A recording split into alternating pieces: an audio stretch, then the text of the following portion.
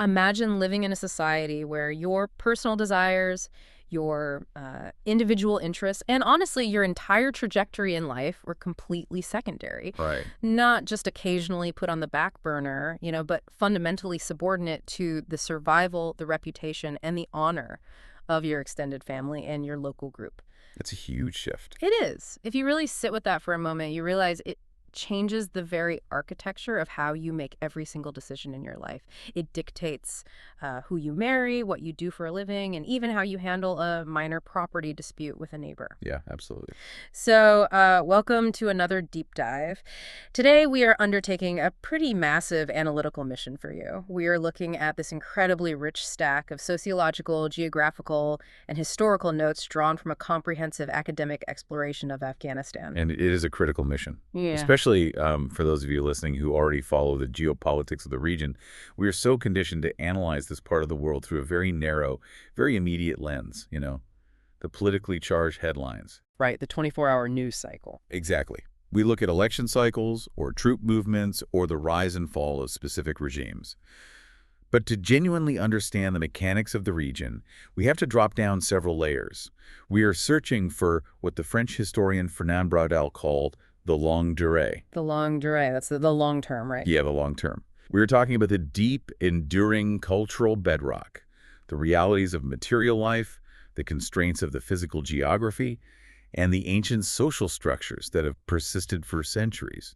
Because those are the things that continue to dictate the rhythm of everyday life. That is the exact framing we need for this. Because if we're going to understand the longue durée, we have to recalibrate our analytical lens right out of the gate. We do. When you look at how political science is generally taught in the West, it relies heavily on rational choice theory. Right. The baseline assumption there is that individuals are fundamentally wired to make choices that maximize their own personal benefit. It's a cost-benefit analysis where the individual is the primary unit of measurement. Which is a very Western commercial mindset. Completely. And the underlying, often unspoken assumption there is that if you present someone with the exact same set of choices, they will respond the exact same way, whether they live in a suburb in Kansas or a mountain valley in Kandahar. Which is precisely where the anthropological framework steps in and completely upends that assumption. Anthropologists don't argue that people in these regions are irrational. Right. Far from it. Right. What they point out is that in many societies, the group interest consistently and predictably trumps the individual interest. In these environments, you will see individuals actively support decisions made by their community, even when it severely and negatively impacts their own personal standing or wealth. So the key insight here is that cost-benefit calculations are entirely shaped by cultural predispositions. Exactly. Let's play devil's advocate for a second, though. If a person is intentionally making a decision that ruins them financially or puts their life at risk from a Western commercial perspective, that looks like a total failure of logic. I mean, how does that qualify as rational? Well, it becomes rational once you change the currency of the society. The currency. Yeah. If you live in a commercial society, the primary currency is capital. Right. Maximizing money makes rational sense. It secures your survival and elevates your status. But if you are operating within a tribal or aristocratic society where the ultimate currency is honor, the math changes. the math changes completely. In an honor-based system, losing your reputation means social death, which, in a harsh environment, often precedes actual physical death. Wow. So dying to preserve that honor or bankrupting yourself to throw a lavish feast just to maintain your family's status is viewed as a highly rational, noble investment. To an outsider from a commercial hub, it looks like lunacy. Right. But within the internal logic of the cultural framework, it is the only rational choice available. That distinction is crucial. It changes the entire foundation of how we evaluate behavior. And I think that brings us to the first major structural component of this society, the intricate, highly adaptable web of Afghan identity. Nikla. Exactly. You are probably familiar with the broad ethnic categories, if you look at a map, but the sociological reality on the ground operates through this concept known as QAM. It is a brilliant, flexible mechanism for group loyalty. It really is. The best way to understand QAM is that it expands and contracts depending entirely on who is asking the question. It is entirely situational. Give us an example of how that works practically. Sure. So, if you are standing in your own village, your QAM might strictly refer to your immediate kin group or your extended family. That's your loyalty. Okay. But if you travel to a neighboring valley, your qualm suddenly expands to encompass your entire home village. Because now you're the guy from that village. Exactly. Now, if you go to the capital city of Kabul, your qualm might become your broader tribal affiliation. And if you travel internationally, say you go to Europe, it expands to your entire ethnic group or even your national identity. It's a nested hierarchy of loyalties. And this makes mapping the demographics of the region an absolute nightmare for outsiders. A total nightmare. You look at a simplified, color-coded national map of ethnic groups, and the source materials make it abundantly clear that those maps are largely a fiction of convenience. They're completely synthetic. The reality is a massive overlap. You have highly mixed populations, centuries of deep intermarriage, bilingualism, and unities that are forged simply by the shared trauma of living in a harsh geographical pocket. Yes. People sharing a local geographic area, what they call a manteca, will frequently demonstrate far more solidarity and economic cooperation with their immediate neighbors of a totally different ethnicity than they ever would with someone of their own ethnic group who happens to live 3 valleys over. This functional blending on the ground forces us to ask how we actually define ethnicity in this context. And the text leans on the framework established by the anthropologist Frederick Barth. Barth. Right, he's highly instructive here. Very. Barth argued that ethnicity isn't just a matter of bloodlines. It generally requires 4 elements working in tandem. Let's walk through those. Okay, first, you need biological replication, meaning a self-perpetuating population. Makes sense. Second, you need a set of shared fundamental cultural values. Third, you need a shared field of communication, which is usually language or dialect. Right. But the fourth element is the critical one.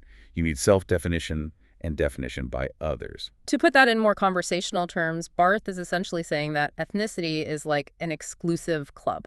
That's a great way to put it. It doesn't matter if you have the biological lineage or if you know all the cultural passwords.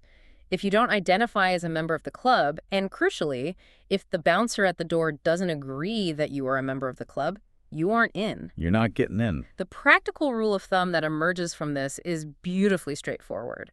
If a group of people strongly identifies themselves as the such and such and all their surrounding neighbors nod their heads and agree that they are the such and such, then sociologically speaking, they are the such and such. It is a functional definition based on mutual recognition. But this exposes a massive tension in how identity is perceived by the people actually living it. Cows. Because if you talk to political scientists, or frankly, if you talk to Afghans themselves, they will insist that these ethnic and tribal identities are primordial. They view them as fixed in stone. Completely. Passed down immutably from ancient ancestors. An Afghan will adamantly deny that a person or a group could simply decide to change who they are. Yet, the anthropological reality is almost the exact opposite. It is. When you look at the historical practice, you see a system that is incredibly fluid and subject to highly strategic manipulation. Entire communities actively prune or graft their family trees based on political necessity. Precisely. Let's consider a scenario. Say 2 allied tribal subgroups suddenly find themselves competing for the same limited water rights. Which happens all the time. Right. Over the course of a generation, they will suddenly begin to, quote-unquote, remember that their founding ancestors were actually quite distant from one another. Providing a convenient genealogical justification for their new rivalry. Exactly. Conversely, if a smaller, vulnerable group needs protection, they might strategically graft a powerful neighboring group's genealogy onto their own family tree at a higher ancestral level to formalize a new alliance. I want to push back on that slightly, though. Go for it. If everyone in the region knows that lineage is the most important social currency, how do you get away with faking it?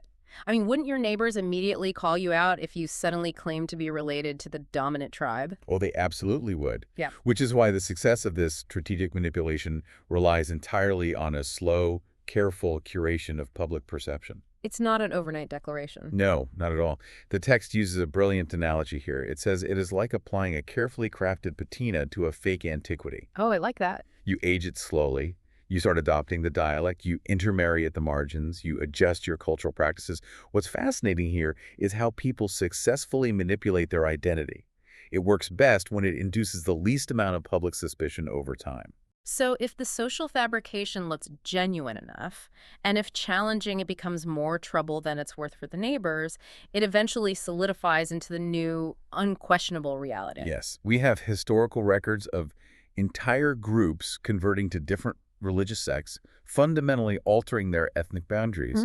And yet, current residents of those same villages will swear on their lives that such a conversion never took place, and that they have always been exactly as they are today. That deep, unshakable internalization of identity ties perfectly into their concept of time.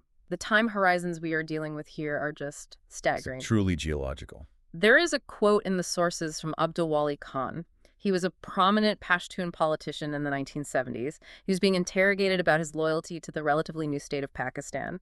And his response just shatters the modern Western concept of nationalism. It really does. He said, with absolute scorn, "I've been a Pakistani for 30 years, a Muslim for 1,400 years, and a Pashtun for 5,000 years. Wow. It perfectly encapsulates the hierarchy of identity. Right. The modern nation-state is a blip.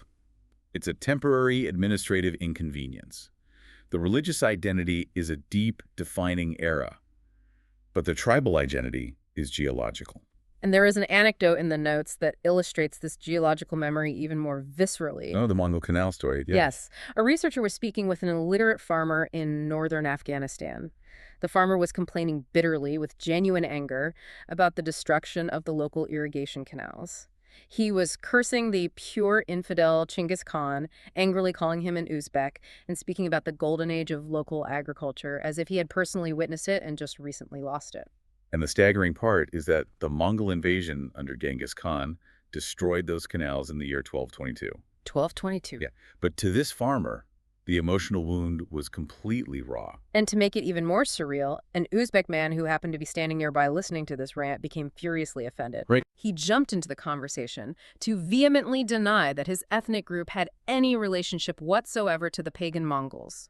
So you have two men standing in a field, fiercely debating an 800-year-old military campaign with the same visceral heat you or I might use to argue over a local zoning dispute that happened last Tuesday. It's incredible. It forces us to recognize that when we discuss the ethnic tapestry of this region, we are not talking about demographic checkboxes. We're talking about living, breathing historical narratives that carry centuries of momentum. Let's transition into that tapestry and look at the major players. But before we even touch the demographics, we need to address the massive elephant in the room regarding statistics. Well, statistical void. Exactly. If you're a policy analyst trying to build a model of Afghanistan, you look for hard data. But the source material is incredibly blunt about this. Statistics in Afghanistan are validated primarily through repetition, not by any underlying empirical data. It's true. And the story of the 16 million population figure is the perfect case study of how the international community has historically interacted with this void. Okay, let's unpack this. Because this story is hilarious, but also deeply telling. It is. Throughout the 1970s, 80s, and 90s, the widely accepted official population of the country was cited everywhere as 16 million. But the origin of that number is pure bureaucratic theater. Right. So the Afghan government at the time officially claimed a population of 20 million. The United Nations and various international aid organizations took that 20 million figure and used it as the denominator to calculate per capita poverty. Which is how they determined the massive flow of international financial aid. Exactly. But then an actual demographic survey was attempted, and the census indicated that there were only about 12 million people living in the country. And the implications of that discrepancy are massive. Huge. Because if the population is only 12 million, the per capita income artificially shoots up, making the country look wealthier on paper. Consequently, the UN threatened to drastically cut their financial aid packages.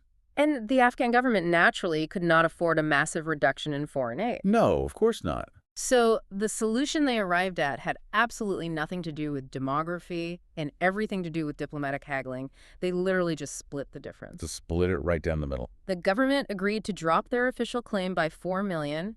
The UN agreed to raise the census findings by 4 million, and they shook hands on 16 million.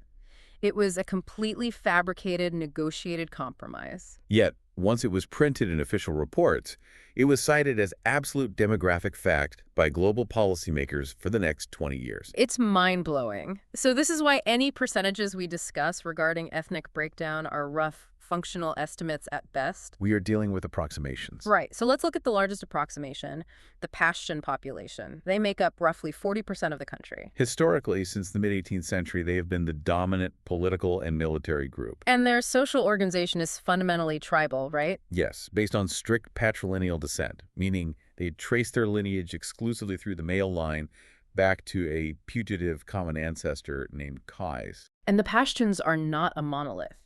You have massive, highly competitive tribal confederations within that 40%. The most notable are the Durrani, situated primarily in the south and southwest around Kandahar, and the Ghilzais, who dominate the east. What theoretically unites them, aside from a shared ancestry, is their language, Pashto, and an incredibly strict, unwritten code of honor and conduct known as the Pashtunwali. The Pashtunwali. Yes, this code governs hospitality, revenge, and sanctuary. And what's vital to note is that it operates almost entirely independently of state law or even formal Islamic jurisprudence. So that's the tribal model. Now, contrasting sharply with the Pashtuns are the Tajiks, who account for roughly 30% of the population. The structural difference here is vital. Tajiks are non-tribal. Right, they are Persian-speaking Sunni Muslims, but because they do not organize themselves around a shared ancestral bloodline, their identity is anchored to geography. To where they live. Yes, they identify by their region or their specific city of residence. You're a Kabuli, or a Harati, or a Panjshiri. And this structural difference creates fascinating historical friction. Because they weren't locked into rigid tribal rivalries, and because their language Persian, or Dari, was the historical language of government, literature, and high culture, the Tajiks naturally formed the bedrock of the administrative state. They were the merchants, the bureaucrats, the educated clerical class. Exactly. If you imagine a historical bazaar in Kabul, you can visualize this dynamic. You have a Tajik merchant whose survival depends on the stable flow of commerce, complex bookkeeping, and a functioning municipal authority. Right. And he interacts with a Pashtun nomad coming in from the mountains to trade livestock. The Pashtun operates on a fundamentally different operating system, one based on honor, tribal backing, and a deep skepticism of central authority. The Pashtun views the Pashtun as a rugged, perhaps unruly outsider, and the Pashtun views the Tajik as a soft, untrustworthy instrument of the state. That fundamental tension between the tribal and the non-tribal, the mountain and the bazaar, is a recurring engine of Afghan history. It is. Then you have the Hazaras, comprising about 15% of the population. They reside primarily in the central, highly inaccessible mountain range of the Hindu Kush, a region known as Hazarajat. And they are predominantly Shia Muslims in an overwhelmingly Sunni country, right? Yes, and they have reputed Mongol ancestry, often displaying distinct physical features that set them apart visually. Now, relying strictly on the sociological and historical timeline provided by our sources and remaining entirely impartial regarding modern political factions, we have to note that the Hazaras have faced severe historical marginalization. Yes, the sources are clear on this. Following their conquest and subjugation by the central government in the late 19th century, they were pushed to the very bottom of the socioeconomic hierarchy. For generations, they were systematically excluded from high-level government administration, military leadership, and educational opportunities by the historically Pashtun-dominated central states.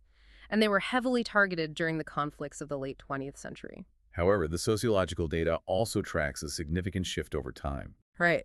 The text notes that under the 2004 Constitution, the Hazaras achieved legal and political parity with other ethnic groups. That constitution specifically recognized Shia legal practices for the first time, allowing for a wave of social mobility, urbanization, and intense focus on higher education within the Hazara community. We are reporting this trajectory exactly as the academic analysis maps it out, demonstrating how ethnic hierarchies, while deeply entrenched, can experience structural shifts over time. Continuing with the demographic overview, you have the Uzbeks and Turkmen, who together make up roughly 10% of the population. These are Turkish-speaking Sunni groups with deep roots in the nomadic tribal confederations that swept out of Central Asia. Over time, the Uzbeks largely settled into irrigated farming across the northern plains, while the Turkmen maintained a much more nomadic lifestyle, globally renowned to this day for their high-quality carpets and the breeding of karakul sheep for their distinctive pelts. Beyond these primary groups, the landscape is dotted with a fascinating array of smaller, highly distinct communities. Like the Amaks in the west, they present an interesting hybrid. They speak Persian like the Tajiks, but they are tribally organized like the Pashtuns. Then you have the Kızılbaş, an urban-educated elite of Turkish military origin who historically served as essential bureaucrats and the personal guards of the monarchy. Down in the southern deserts, you have the Baluch. Historically pastoralists who have heavily adapted to the modern era by dominating the lucrative smuggling routes that crisscross the borders of Iran and Pakistan. And we cannot overlook the extremes of isolation. High in the eastern mountain valleys, you have the Nuristanis. Their isolation was so complete that they maintained their own distinct polytheistic religion, completely separate from Islam, until they were militarily conquered and forcibly converted in 1895.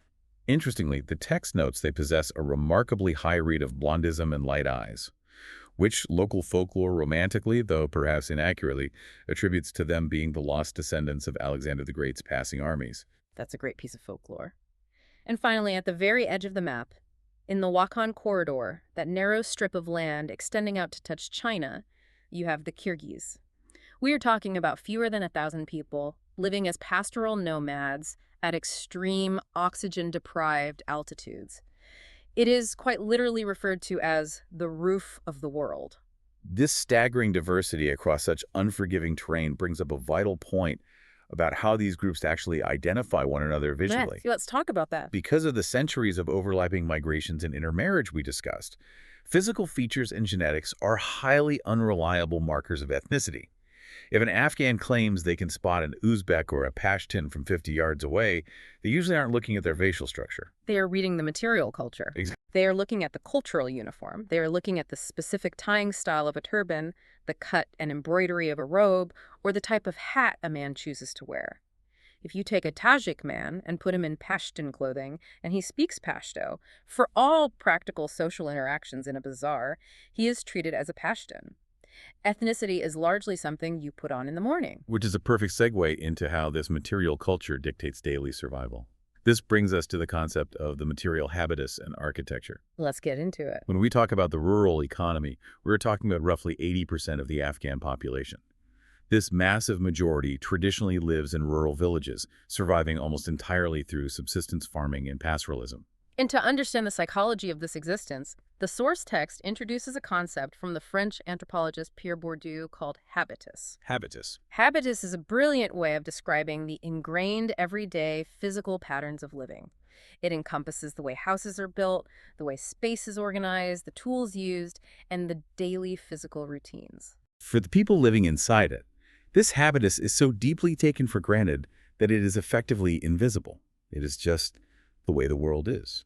But to an outside observer, these patterns are incredibly striking and reveal the underlying logic of the society. The most profound element of this economic habitus is what agricultural economists call the Chayanov principle. Right, and this completely defies the logic of capitalist production. It really does.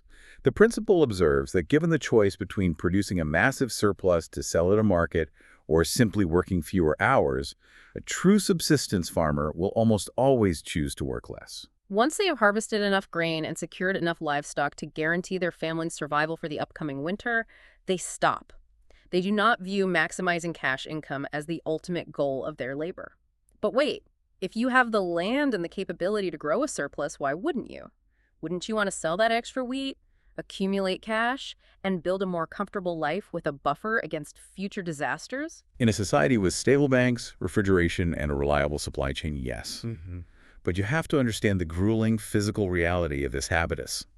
Subsistence agriculture in the Hindu Kush is an unimaginably harsh existence of relentless physical toil. I can't even imagine. You wake when the sun rises, because that is your only light source. You sleep when it is dark.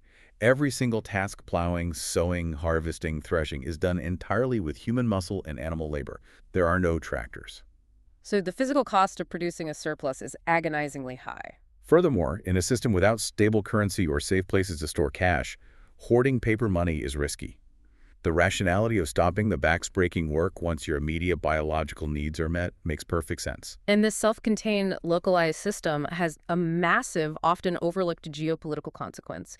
It makes the society incredibly robust against political collapse. Extremely robust. In a highly developed Western nation, if the central government falls, or the banking system crashes, or the supply chain is disrupted for 3 weeks, society faces immediate starvation because everyone relies on a grocery store.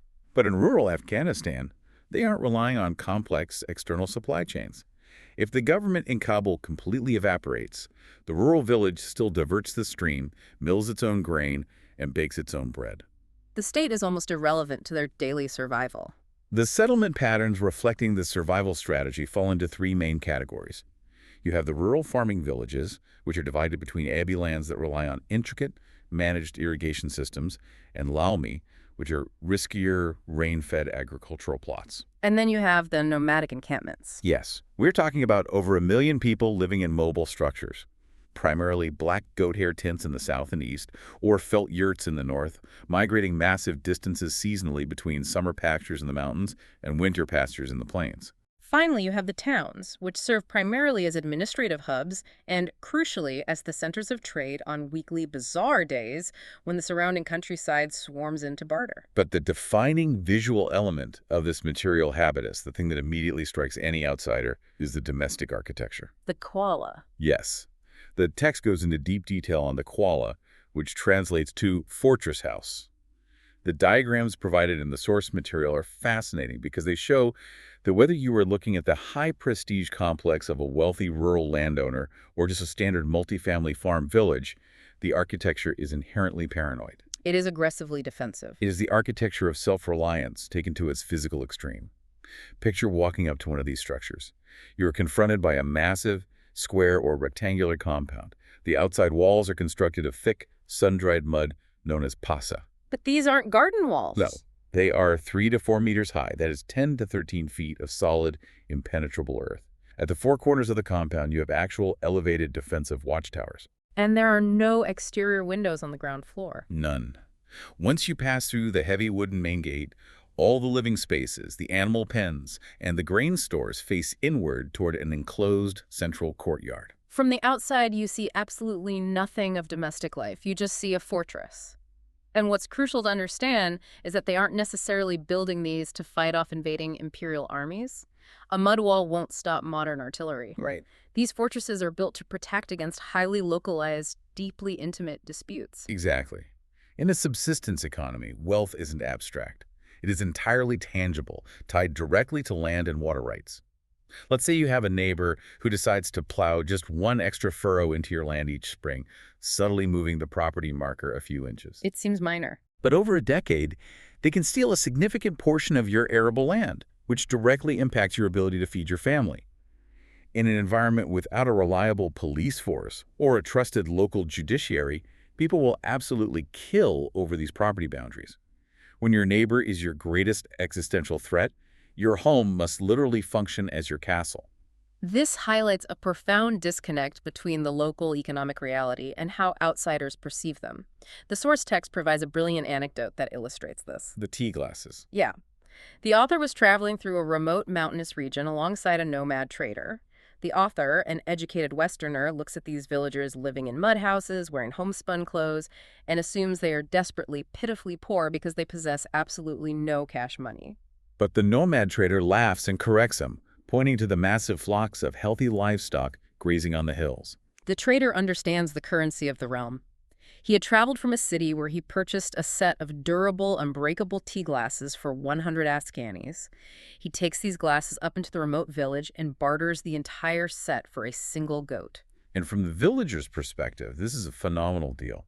Goats are plentiful, they reproduce organically on the mountainside, but manufactured glass that doesn't shatter when dropped is incredibly rare and highly prized. It's a win-win. But the trader knows the broader market dynamics. He takes that goat, walks it back down the mountain to the city bazaar, and sells it to a butcher for 1,500 Afghanis. He took a 100 Afghani cash investment, leveraged the biological wealth of the village, and turned a 1,400 Afghani profit. The villagers aren't poor in the slightest. Their wealth is simply stored in biology, in calories and wool, rather than in paper money. There is another anecdote that captures this economic insulation perfectly.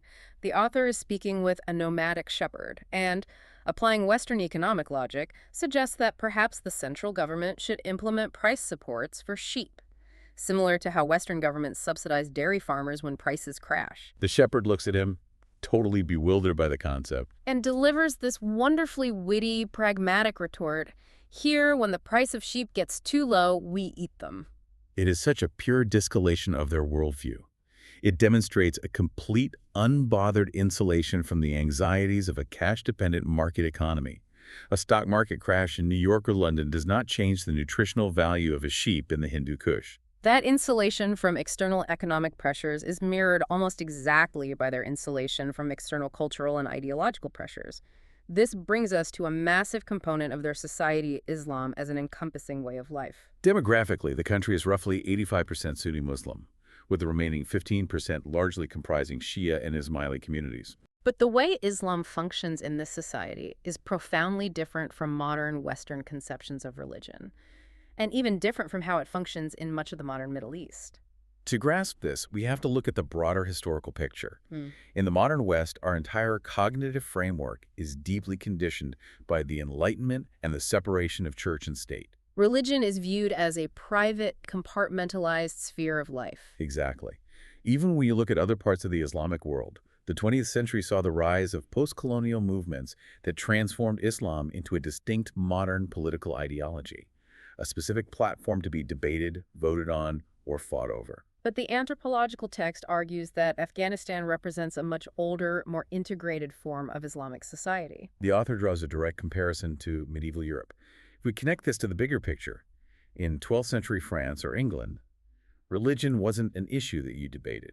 You didn't have a secular political platform competing against a religious one. Religion was the very water the society swam in. Questions of eternal salvation and divine order took absolute precedence over material concerns, and every single aspect of existence was viewed through a religious lens. That is precisely how it operates here. Every single daily interaction is validated by religion. If two merchants are locked in a bitter, hours-long negotiation over the price of grain, the tension is often broken and the deal sealed by pausing to share a prayer. Or if a violent blood feud erupts between two families, it can often only be paused if a respected mediator literally steps between the guns and begs them to compromise in the name of God.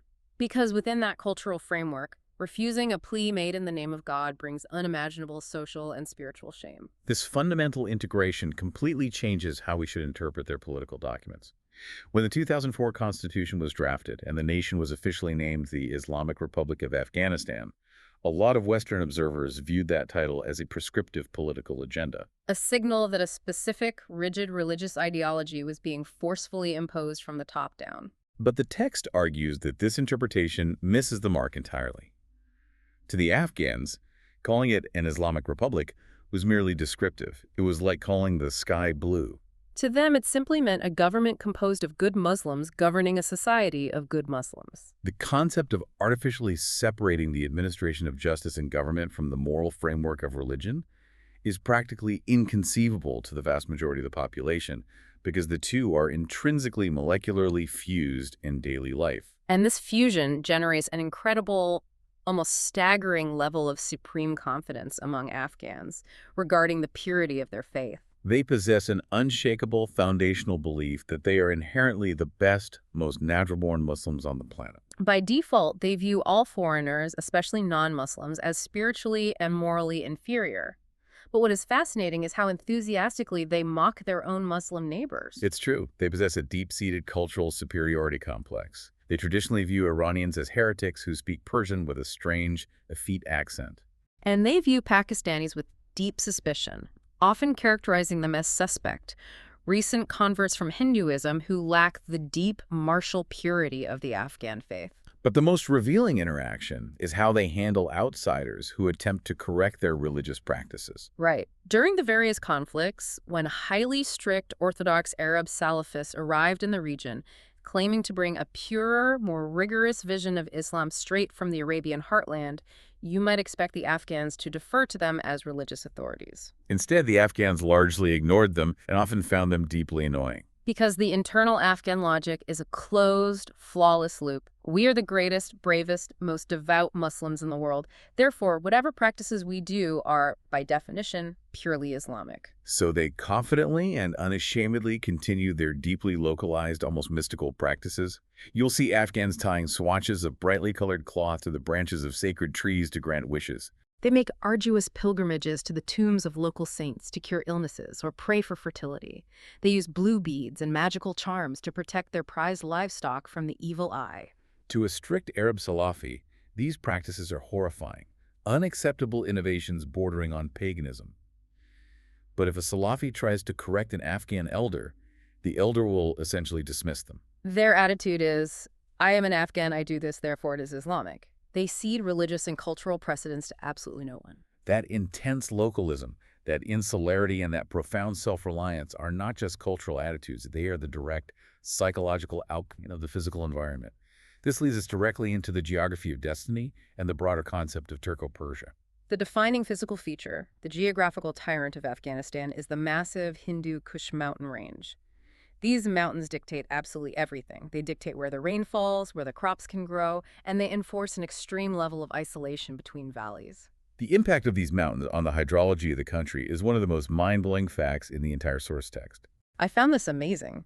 When we look at a map of a country, we instinctively assume that its rivers eventually flow down to the ocean, facilitating global maritime trade and connecting the interior to the rest of the world. But practically all of Afghanistan's major river systems drain internally into the closed Eurasian basin.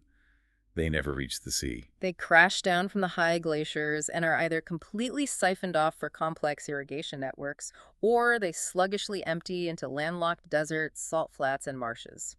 If you put a boat in an Afghan river hoping to trade with the outside world, you will literally end up stranded in a desert. It is a geographical trap. Yeah. Yet, despite this lack of maritime connectivity, the inhabitants have developed incredibly sophisticated methods of exploiting the extreme topography they do have.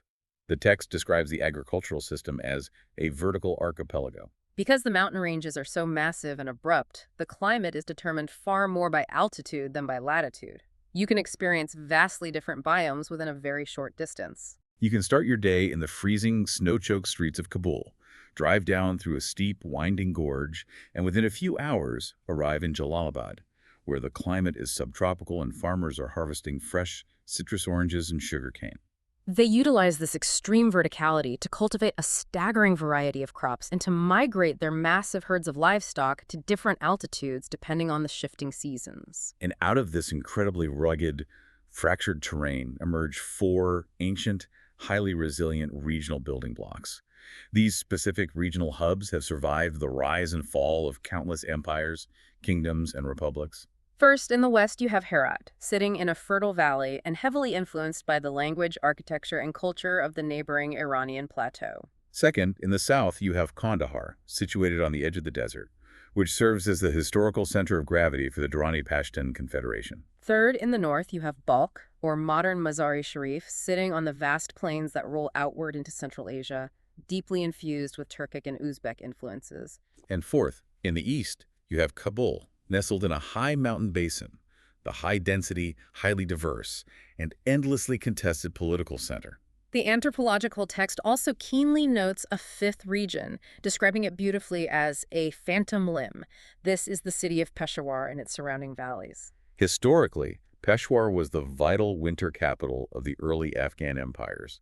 It was lost to the expanding Sikh Empire in the early 19th century, then absorbed by the British Raj, and today it sits firmly within the borders of modern Pakistan. Yet, culturally, linguistically, and historically, it remains a phantom limb, deeply tied to the Afghan narrative and heavily populated by Pashtuns who operate across the porous modern border. Now, if we zoom out from these specific cities, the text places Afghanistan within a much broader, fascinating cultural sphere that it identifies as Turko-Persia.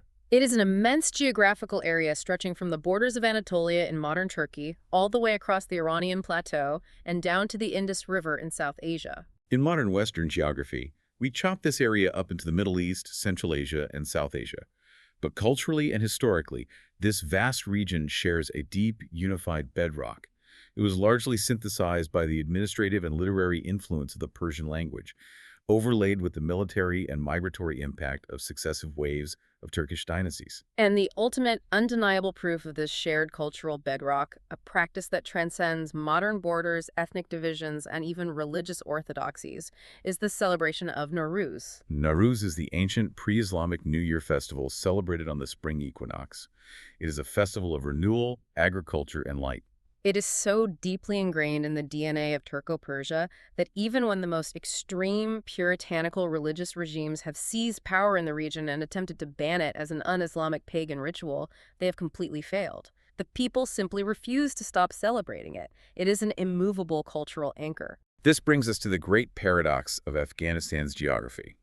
On one hand, as we've discussed, you have extreme, suffocating isolation in these trackless mountain valleys where villages might be cut off by snow for 6 months of the year. But on the other hand, the region has been intimately connected to global history for millennia. Because while the mountains are impassable, the mountain passes like the Khyber Pass in the east, the Bolan Pass in the south, and the Salang Pass in the Hindu Kush act like high-voltage electricity lines connecting different worlds. That is the perfect analogy. Yeah. The mountains themselves hold little inherent wealth, but the passes are the vital conduits. They connect the vast historical wealth of the Indian subcontinent to the civilizations of the Middle East, Central Asia, and Europe. Whoever controls the passes controls the flow of global empires. Here's where it gets really interesting. When you look at the physical, archaeological evidence of this global connection, it is genuinely awe-inspiring. Think about the burial mask of King Tutankhamun, crafted over 3,000 years ago in Egypt. The lapis lazuli. Yes, the brilliant blue lapis lazuli inlaid into that mask came from one specific, unimaginably remote, high-altitude mine in the Badakhshan region of northeastern Afghanistan. Or consider the giant Buddhas carved into the sheer cliffs of Bamiyan, right in the geographic center of the country, standing as monumental evidence of how Buddhism was transmitted along these mountain highways from India to China. Or the Minaret of Jam, a towering, intricate brick monument standing completely alone in an isolated valley. These passes were the ancient superhighways that brought the world's wealth, religions, and armies straight through the mountains. And understanding the dynamic of how the tough, resilient people of these rugged mountains interact with the wealth that flows through the valley cities is the absolute key to decoding the region's entire history. This dynamic tension leads us directly into our final and perhaps most profound analytical framework. Right. We have established the geography, the ethnic friction, and the deeply ingrained habitus. How does it all interact dynamically over time? The source text answers this by pulling a brilliant framework from the 14th century, courtesy of the Arab historian and sociologist Ibn Khaldun. Ibn Khaldun is a towering figure in historical sociology. In his masterwork, the Muqaddimah, written in the 1370s, he laid out a universal theory of history and the rise and fall of civilizations. He based his entire theory on a fundamental binary division of human society, desert civilization versus sedentary civilization. And the academic text we are analyzing argues that Khaldun's 600-year-old framework still perfectly explains the socioeconomic and political engines of Afghanistan today. It absolutely does. So what does this all mean? Let's unpack this framework, starting with desert civilization. We need to clarify that desert here doesn't just mean rolling sand dunes. In Khaldun's context, it refers to any harsh, unforgiving peripheral environment. In Afghanistan, that means the rugged steppes, the high mountain pastures, and the isolated arid valleys. Desert civilization is defined by subsistence living and low population density.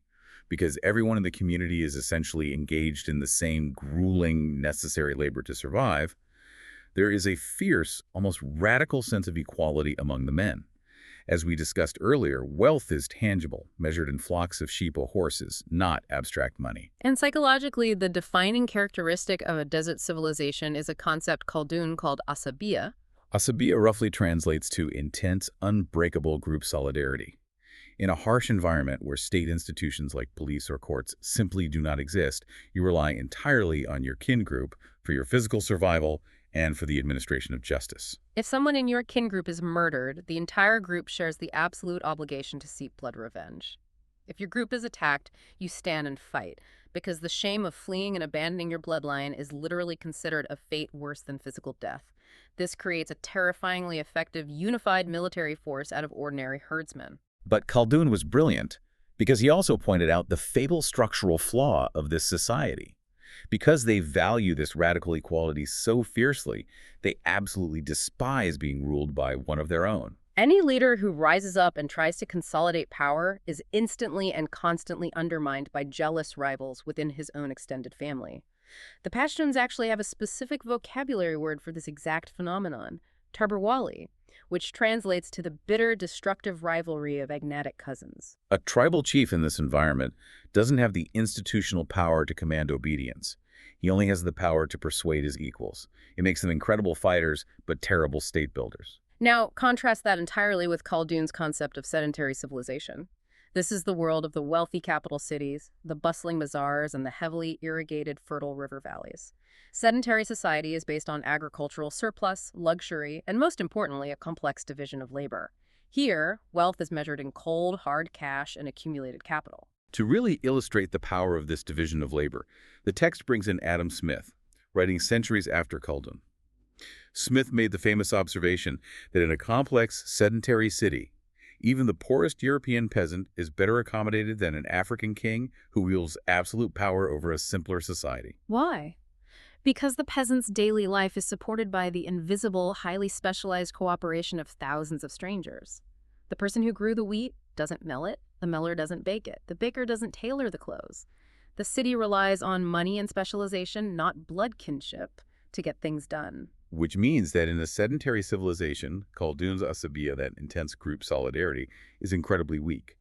You identify yourself by your profession, your social class, or your neighborhood, not by a shared ancestral bloodline. You don't rely on your cousins for justice. You rely on the municipal courts. Politically, sedentary civilizations are ruled by centralized autocrats who hold what Khaldun called royal authority.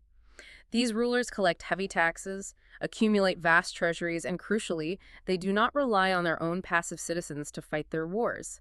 They use their wealth to hire standing armies of mercenaries or slaves. The urban population becomes entirely pacified. They just want to run their shops, make their money, and be left alone. They feel no deep, self-sacrificing loyalty to the state itself. Which perfectly sets the stage for Khaldun's grand, inevitable historical cycle. You have the wealthy, passive, sedentary cities sitting in the valleys. They need the rugged desert people to provide raw materials, livestock, and tough labor. The cities act like massive cultural magnets, drawing people in from the periphery with the glittering promise of luxury, culture, and easier work. But over time, the tough, highly unified people out on the periphery look down at the city. They see the corrupt autocrats, the heavy taxation, and the passive, soft urbanites, and they decide to conquer them. And because the periphery people possess that intense asabiya, that unyielding military solidarity, and the city dwellers have absolutely no desire to die defending their corrupt rulers, the periphery inevitably wins. The rugged outsiders conquer the wealthy city. The tribal leaders install themselves in the palaces and become the new elite. This is generation one. They are tough, they are united, and they despise luxury. But then the cycle takes its toll. Generation 2 grows up in the capital.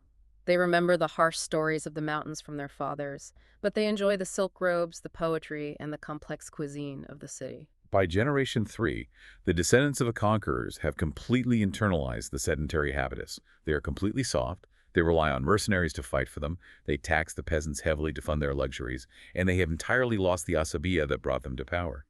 And predictably, they are then conquered by the next wave of tough, unified outsiders pouring down from the mountains. It is a relentless, cyclical engine of history. And here is where we apply this 14th century sociological framework to the modern sources. We must state clearly that we are analyzing recent history purely through the socioeconomic and demographic lens provided by the academic text, remaining entirely impartial regarding the various political and religious factions. When the text analyzes the Taliban's capture of Kabul in the 1990s, and indeed their more recent movements, it explicitly frames it not merely as a modern geopolitical event, but as a textbook, practically inevitable Ibn Khaldun clash. That is the crucial insight. If you only watch the news, you think it's purely a debate over specific interpretations of Islamic theology.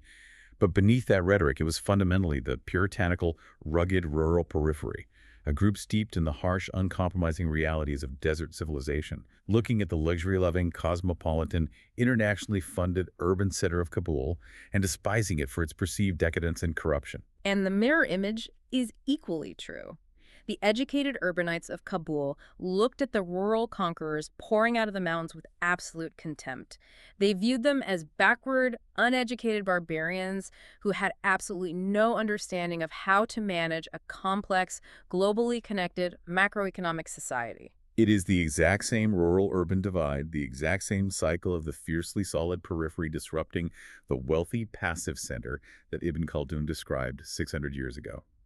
The academic text argues persuasively that beneath all the modern political, religious, and international rhetoric, this ancient socioeconomic engine, the friction between the mountain and the bazaar is what is genuinely driving the trajectory of the country. It is a profound realization that completely alters your perspective.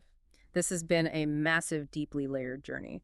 We started by dismantling the Western assumption of rational choice, exploring how the deep, expandable loyalties of the Qawm make honor a rational currency. We navigated the staggering, overlapping diversity of the ethnic tapestry from the tribal Pashtuns to the bureaucratic Tajiks and saw how visual culture often trumps genetics. We explored the relentless physical reality of the material habitus, where subsistence farmers prioritize survival over surplus and build massive mud fortresses to protect against their own neighbors. We examined an environment where Islam is not a political issue to be debated, but the encompassing, unquestioned atmosphere of daily life. We mapped the geography of destiny, seeing how rivers that lead to nowhere and mountain passes that connect empires shaped the Turko-Persian sphere. And finally, we brought it all together with Ibn Khaldun's timeless, cyclical engine of history, watching the rugged periphery constantly clash with the luxurious center. If you internalize these concepts, it permanently changes how you consume information about the region. You stop looking at the surface-level political ripples and you start seeing the deep, massive tectonic plates of culture, geography, and kinship slowly shifting underneath. We've spent this time seeing how Ibn Khaldun's clash between the rugged, intensely loyal periphery and the luxurious, disconnected urban center has shaped a specific region for centuries. But I want to leave you with a thought about our own world today. Think about the modern, interconnected landscape. With the rapid rise of remote work, decentralized digital nomadism, and incredibly tight-knit online subcultures that act like highly aggressive, ideologically pure tribes, are we seeing the birth of a digital version of Khaldun's desert civilization?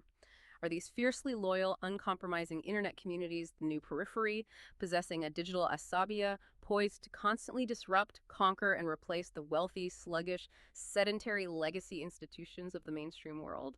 It is something to seriously think about the next time you log on and observe the friction of the modern world. Thank you for joining us on this deep dive. We will catch you on the next one.